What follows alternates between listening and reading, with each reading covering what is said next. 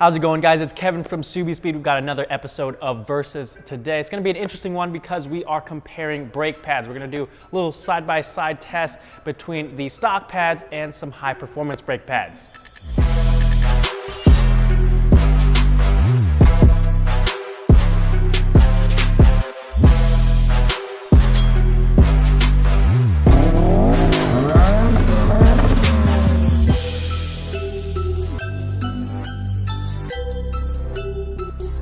Brake pads are an often overlooked upgrade by some enthusiasts that are looking to improve their car's performance, even though they're one of the most effective when paired with a good set of tires at shaving lap times. Now, a stock set of brake pads is good for a daily driver, but when you start modifying your car and adding more power, it leaves something to be desired, which is why we're going to take a look at some performance brake pads. There isn't really a design factor, so to speak, to talk about, but we can talk about how the different compounds are going to affect the drivability of your car. Both of these pads were meant to be driven on the street as well as on the track, so they're in between an OEM replacement and a completely track-oriented pad. So you're gonna have some trade-offs like pad life, brake dust, noise, rotor wear, and etc. But that being said, both of these are a high-performance ceramic pad that's going to improve your stopping distance. They have a higher operating temperature and higher resistance to brake fade, which is exactly what you want when you start pushing your car. When we take a look at the pricing on these, the EBC Redstuff pads come in at $250 for both the front and rears, and the Hawk HP Plus pads are at about $350. So what we're gonna do is a quick brake test with the pads installed on our Forester, because our SCI and our WX both have big brake kits on them. But we're gonna do a brake test from 45 miles per hour to a stop multiple times to see not only the stopping distance, but also how resistant these pads are to brake fade. Obviously, this isn't gonna be completely scientific, but we're gonna try and keep things as consistent as possible, and the vehicle itself is going to be our control. The only thing we're gonna be changing out are the brake pads.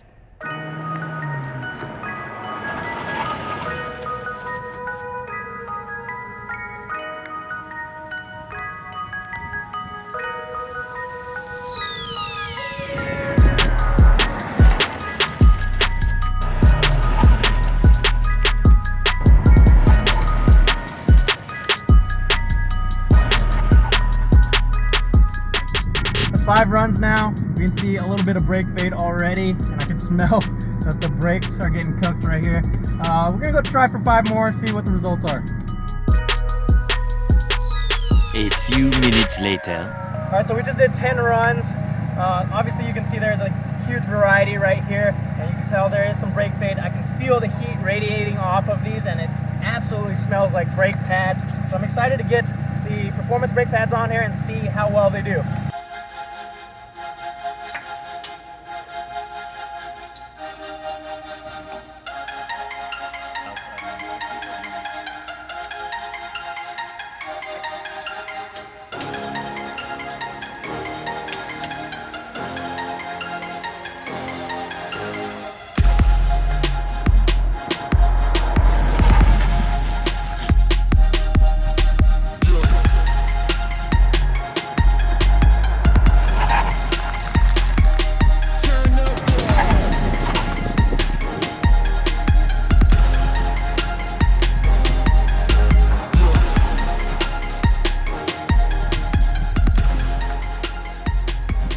We're out driving on the EBC Redstuff pads. Right away, you're gonna notice the stronger initial bite, and you got more stopping power. There's actually no noise at all, so you don't have to worry about that. Might be a little bit more dusty, but nothing that I could nothing significant that I was able to notice right away. Obviously, you're gonna have to, that accumulates over time, but if you're looking for an upgrade over your stock pads for a little more spirited driving, these are a good choice for you.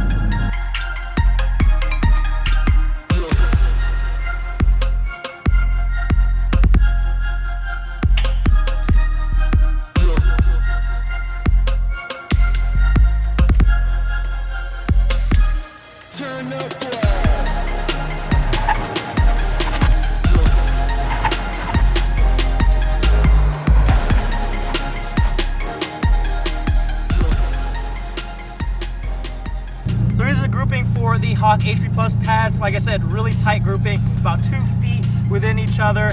This mark right here is the 50-foot line, so we've got one right on the 50 foot and then 52 feet Hawk HP Pluses. We just finished up the test for the Hawk HP Plus pads. Out of all three, I think these are the most consistent. You saw the grouping from the brake test, really tight grouping, so it's really impressive there. There is a little bit of brake squeal, so that's something to take into account, but if you've dealt with performance pads before, you know that that is something that comes up. If you're looking for a track pad that's going to be perfect for both track days, auto crosses, and the normal street driving without getting into the completely track-oriented pad, I think these are going to be the perfect step up for you. We just finished up all the testing back here in the shop. I'm gonna go through some of the results, starting off with the stock pads as a baseline. The shortest stopping distance was 64 feet 7 inches, and the longest was 69 feet 5 inches, so a variance of about 5 feet. When we put the EBC Redstuff pads in, the shortest was 55 feet 9 inches, and then the longest was 57 feet 9 inches. So not only did it cut down on that stopping distance about 10 feet, it also shortened that variance up to 2 feet instead of the 5 feet. With the Hawk HP Pluses, the shortest was 50 feet and the longest was 52 feet. So it cut down on that stopping distance even further, about 5 feet, and kept that 2 feet of variance. Now, which of these pads is gonna be best for you? Well, like I said, if you're planning on doing a lot of tracking or auto crossing, an aggressive pad like the Hawk HP Plus is going to be the best for you. But you are gonna get some brake squealing and increased brake dust, so you do need to be aware of that. If you're just doing some spirited driving and you wanna push your car out on the street, the EBC Redstuff pads is gonna do the job without some of those drawbacks. I will leave all the links to the pads down in the description. We have a ton of different pads for every situation on our website, from just OEM style replacements to full track oriented pads, so you can go through, look through that. Let me know in the comment section down below which pads you are running or which ones you guys prefer, and I'll see you guys next time.